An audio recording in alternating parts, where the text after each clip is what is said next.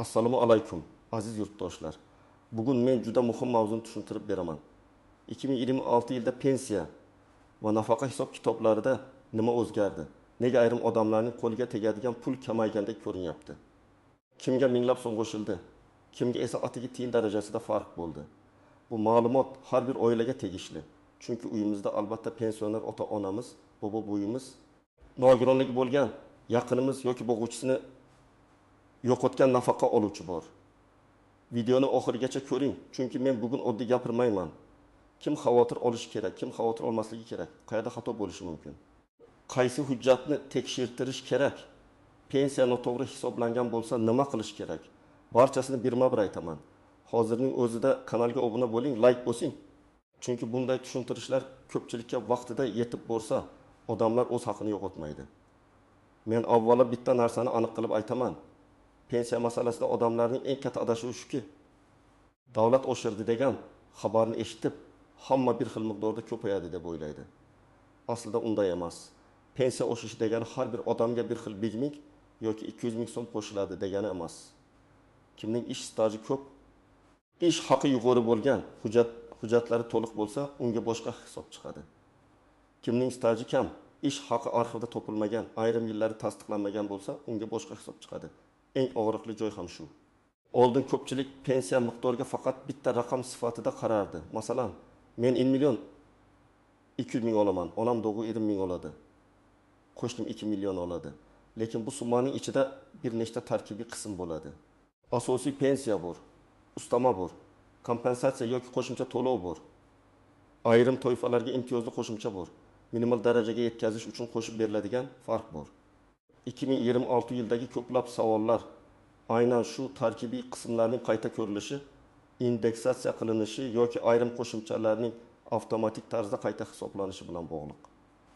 Endi pensiyalar kamaydi degan gap qayerdan chiqyapti? Ba'zi pensionerlar bank kartasiga tushgan pulni ko'rib, oldingi o 20 million 400 ming tushgan edi, bu o 20 million 410 ming tushdi deydi. Bu holatning bir nechta sabab bo'lishi mumkin. Birinchisi, oldingi oyda 2 oylik farq yoki kechiktirilgan to'lov birga tushgan bo'lishi mumkin. Ikkinchisi, bir martalik qo'shimcha to'lov bo'lgan, keyingi oyda u qaytarilmagan. Uchinchisi, qarzdorlik, aliment, kredit, ijro hujjati yoki ortiqcha to'langan pensiyani ushlab qolish bo'lishi mumkin. To'rtinchisi, hujjatlar qayta tekshirilganda avval noto'g'ri qo'shilgan davr chiqarib tashlangan bo'lishi mumkin. Beshinchisi, odamning nafaqa turi o'zgargan bo'lishi mumkin. Shuning uchun men doim aytaman, faqat kartaga tushgan pulga qarab xulosa chiqarmang. Avval pensiya hisob varaqasini, ya'ni sizga qancha asosiy pensiya, qancha ustama, qancha ushlanma, qancha qo'shimcha yozilganini ko'rish kerak. Shunda kamayibdi degan gap haqiqatmi yoki faqat oldingi oyda vaqtinchalik ko'p tushgani uchun shunday tuyulyaptimi, aniq bo'ladi. Endi eng muhim savolga o'tamiz. 2026 yilda kimning pensiyasi sezilarli o'zgarish bo'ladi? Men buni oddiy hayotiy misollar bilan tushuntiraman. Birinchi misol. Tasavvur qiling. 18 yoshli Akmal aka bor. U 35 yil rasmiy ishlagan zavodda, keyin qurilish tashkilotida, keyin davlat korxonasida ish haqi olgan. Mehnat daftarchasi to'liq, arxiv ma'lumotlari bor. Ish haqi haqida ma'lumotnoma topilgan. Bunday odamda pensiya hisobida ikki narsa kuchli bo'ladi: staj va ish haqi koeffitsiyenti. Agar indeksatsiya bo'lsa, ya'ni pensiya miqdorlari umumiy oshirilsa, Akmal akaning asosiy pensiyasi nisbatan kattaroq bo'lgani uchun unga qo'shiladigan summa ham ko'proq ko'rinadi. Masalan, uning pensiyasi 2 million 400 ming so'm bo'lsa, umumiy qayta hisobdan keyin 2 ming yoki 2 ming so'm atrofida oshishi mumkin. Bu raqam men keltirayotgan shartli misol, lekin mexanizm shunaqa. Baza katta bo'lsa, qo'shimcha ham ko'proq seziladi. Ikkinchi misol. Robiya opa 62 yoshda, u umrining katta qismini uyda bola tarbiyasi, ro'zg'or, mavsumiy ishlar bilan o'tkazgan. Rasmiy ish staji 12 yil.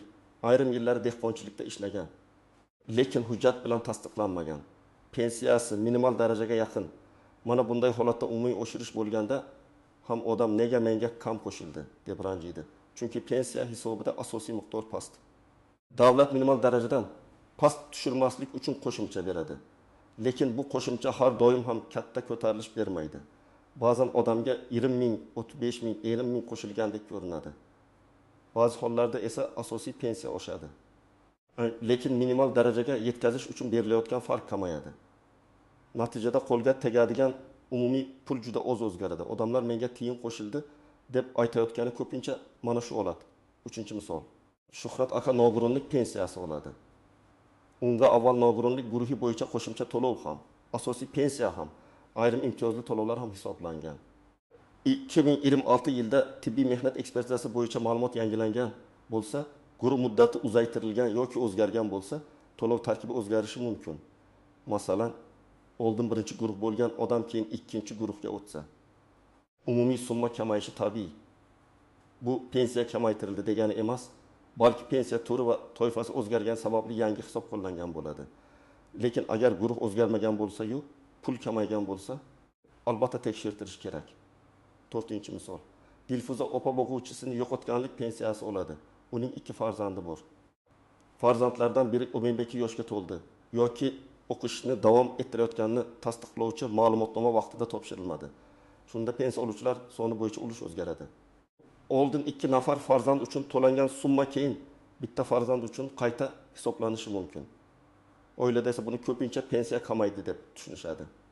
Aslida bu yerda sabab huquqni tasdiqlovchi hujjat vaqtida yangilanmaganda bo'lishi mumkin. 5-misol. Bir pensioner ishlashda davom etadi.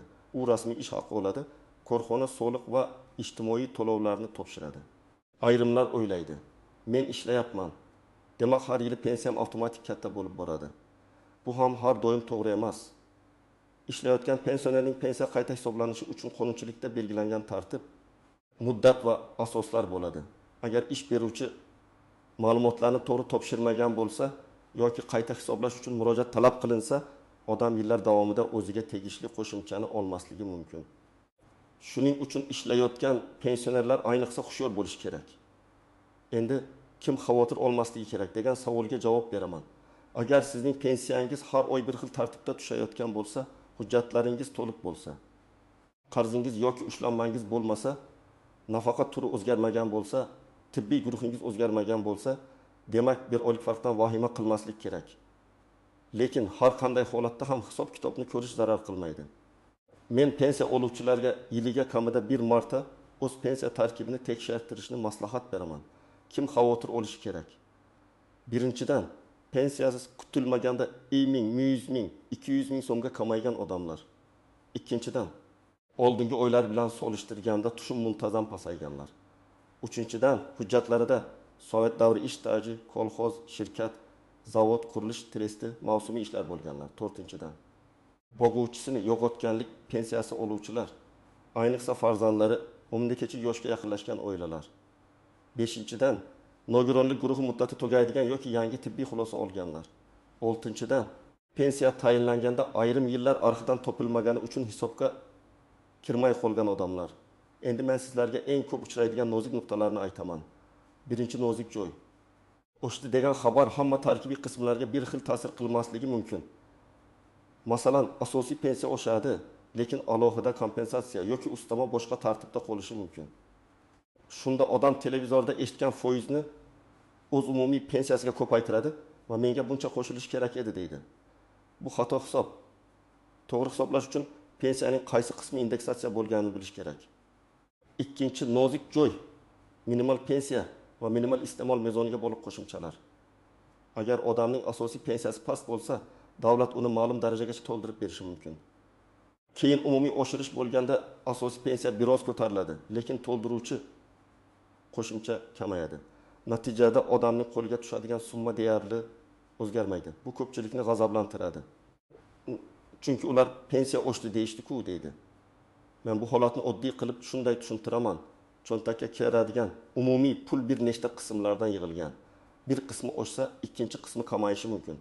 Shu sababli umumiy farq katta bo'lmaydi. 3-nozik joy, ortiqcha to'langan pulni ushlab qolish. Ba'zan pensiya jamg'armasi yoki tegishli organlar tekshiruvda avval noto'g'ri to'lov qilinganini aniqlaydi. Masalan, odam o'qimayotgan farzandi uchun boquvchisini yo'qotganlik pensiyasini olgan yoki nogironlik muddati tugagan bo'lsa ham ma'lumot kech yangilangan yoki ishlagan davr haqida noto'g'ri ma'lumot kiritilgan. Shunda ortiqcha to'langan pul keyingi oylardan ushlab qolinishi mumkin. Odam esa meni pensiyamni kamaytirishdi deydi. Aslida bu ushlanma. Shuning uchun hisob varaqasida ushlanma degan qator bor yo'qligini albatta ko'ring. 4-nozik joy bank kartasi va naqd puldagi farq. Ayrim pensionerlar kartadan pul yechayotganda bank komissiyasi, SMS xabarnoma, mobil ilova orqali kredit to'lovi, qarz avtomatik yechimlarni hisobga olmaydi. Pensiya to'liq tushgan bo'lishi mumkin, lekin kartadan avtomatik 30.000 yoki 70.000 so'm yechilgan bo'ladi.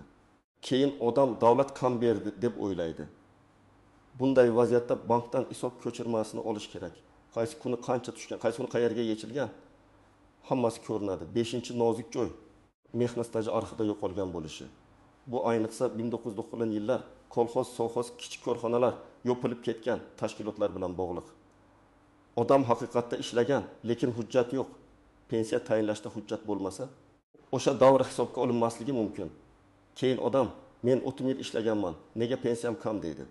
Men bunday odamlarni ayblamayman, chunki ko'p arxivlar tartibsiz bo'lgan. Lekin bugun huquqni himoya qilish uchun dalil kerak. Mehnat daftarchasi, buyruq nusxasi, ish haqi vedomosti, arxiv ma'lumotnomasi, kasaba uyushmasi hujjati, sud orqali tasdiqlash imkoniyati kabi yo'llar bor. 6-nozik joy ayollarning bola parvarishi davri. Ko'pchilik men uyda bolalar bilan o'tirganman, bu ham stajga kiradi deydi. Qonunchilikda ayrim davrlar stajga qo'shilishi mumkin, lekin buning ham chegarasi, sharti va tasdiqlovchi hujjatlari bo'ladi. Tug'ilganlik guvohnomalari, ko'q yoki familiya o'zgarish hujjatlari mehnat faoliyatidan oldingi va keyingi davrlar muhim bo'lishi mumkin. Agar familiya almashgan bo'lsa, hujjatlarda ism sharif bir xil chiqmasa, tizim avtomatik bog'lay olmasligi mumkin. Shuning uchun ayollar pensiya hujjatlarini yig'ishda familiya o'zgarishiga oid ma'lumotlarni albatta tayyorlab qo'yishi kerak. 7-nozik joy pensiya turi tanlovi. Ayrim odam bir vaqtning o'zida ikki xil asosga ega bo'lishi mumkin. Yoshga doir pensiya, nogironlik pensiyasi, boquvchisini yo'qotganlik bo'yicha huquq. Odatda bir odamga eng manfaatli variant tanlanishi kerak. Lekin amalda hujjatlar to'liq bo'lmasa, u kamroq foydali variantda qolib ketishi mumkin. Shuning uchun men har doim so'rayman, sizga pensiya tayinlanganda qaysi tur bo'yicha hisoblanganini bilasizmi? Agar bilmasangiz, buni aniqlash kerak. 8-nozik joy qo'shnimga ko'p qo'shildi, menga kam qo'shildi degan solishtirish. Pensiyada qo'shni bilan solishtirish eng noto'g'ri yo'l. Chunki qo'shningizning staji, ish haqi, imtiyozi. Nogironlik guruh, urush yoki mehnat faxriysi maqomi qaramog'idagi shaxslari avvalgi hisob kitobi siznikidan butunlay farq qiladi. Ikki odam bir mahallada yashashi mumkin. Lekin pensiya formulasi bo'yicha natijasi umuman boshqa chiqadi. Endi eng kerakli qismga o'tamiz. Agar siz yoki yaqinlaringiz pensiya kamaygan deb o'ylayotgan bo'lsangiz, men tavsiya qiladigan aniq qadamlar bor. Birinchi qadam, bank tushumini tekshiring. Faqat SMS ga ishonmang. Bank ilovasidan yoki bank bo'limidan hisob ko'chirmasini oling. Unda pensiya qaysi sanada qancha tushgani, keyin qayerga pul yechilgani ko'rinadi. Agar avtomatik kredit to'lovi, komissiya yoki boshqa yechim bo'lsa, pensiya kamaymagan bo'lishi mumkin. Ikkinchi qadam, pensiya hisob kitob varaqasini so'rang. Buning uchun yashash joyingizdagi pensiya jamg'armasi bo'limiga murojaat qilasiz. Shuningdek, imkon bo'lsa, MyPockOkuf uz yoki tegishli elektron xizmatlar orqali ma'lumotlarni tekshirasiz. Siz menga pensiyamning tarkib kitobini berishingizni so'rayman deb murojaat qilishingiz mumkin. Og'zaki javob bilan cheklanib qolmang. Yozma yoki elektron javob bo'lsa, keyin solishtirish oson bo'ladi. 3-qadam, hujjatlaringizni yig'ing. Kerak bo'ladigan asosiy hujjatlar, pasport yoki ID karta, pensiya guvohnomasi bo'lsa, u mehnat daftarchasi. Ish haqi haqida ma'lumotnomalar, arxiv ma'lumotnomalari, harbiy xizmat bo'lgan bo'lsa, tasdiqlovchi hujjat, bolalarning tug'ilganlik guvohnomalari, nikoh yoki familiya o'zgarishi guvohnomasi, nogironlik bo'yicha tibbiy xulosa, boquvchisini yo'qotganlikda o'lim guvohnomasi va qarindoshlikni tasdiqlovchi hujjatlar. Talaba farzand uchun o'qish joyidan ma'lumotnoma kerak bo'lishi mumkin. 4-qadam, eski stajini alohida tekshiring.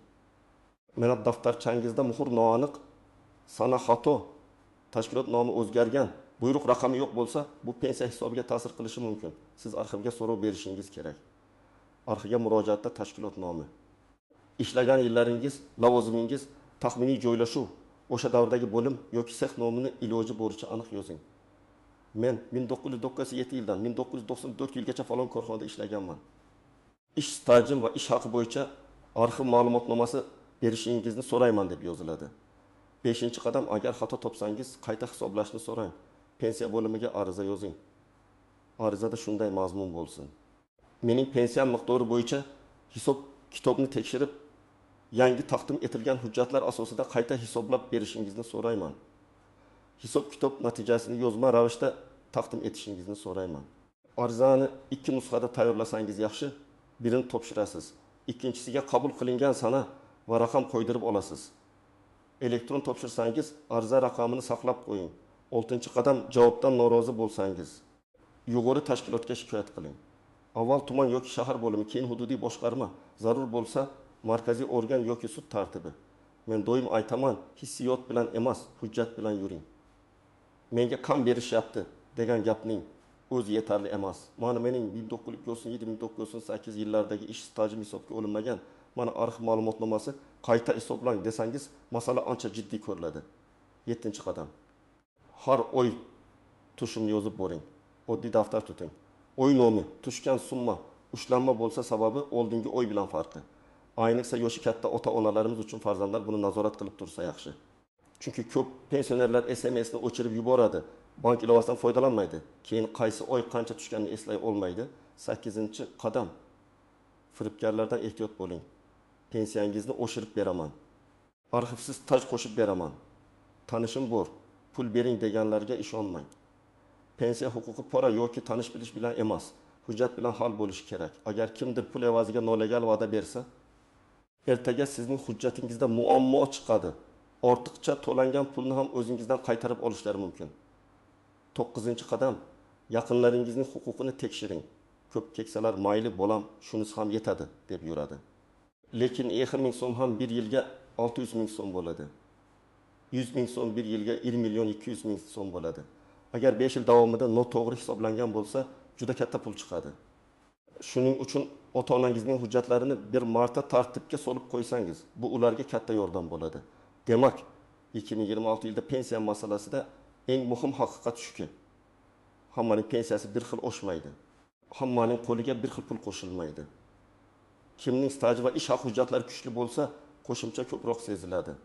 Kim minimal darajaga yaqin pensiya olsa, asosiy pensiya oshgani bilan to'ldiruvchi qo'shimcha kamayishi mumkin va natijada farq juda kichik ko'rinadi. Kimda ushlanma, qarzdorlik, hujjat muddati, nogironlik guruhi yoki boquvchisini yo'qotganlik bo'yicha o'zgarish bo'lsa, pul kamaygandek chiqishi mumkin.